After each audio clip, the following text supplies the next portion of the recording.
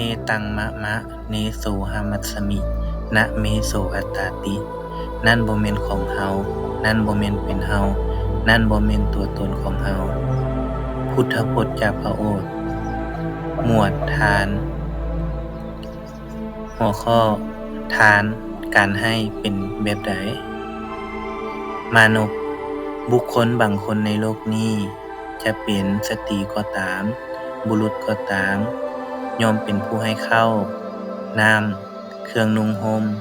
ยานพาหนะ ดอกไม้ ของหอม เครื่องลูบไล้ ที่นอน ที่อยู่อาศัย และประทีปโคมไฟ แก่สมณะหรือพราหมณ์ เขาตายไป จะเข้าถึงสุคติโลกสวรรค์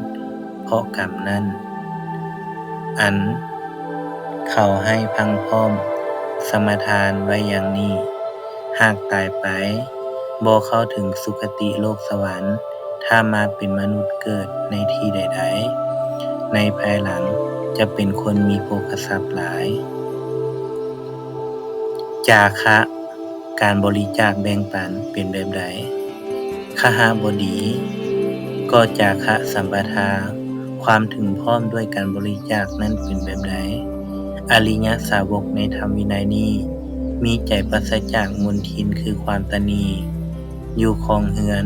มีการบริจาคอันปล่อยอยู่เป็นประจำ มีฝ่ามืออันซุ่ม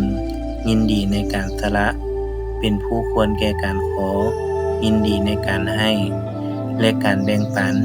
นี้เอิ้นว่าจาคะสัมปทา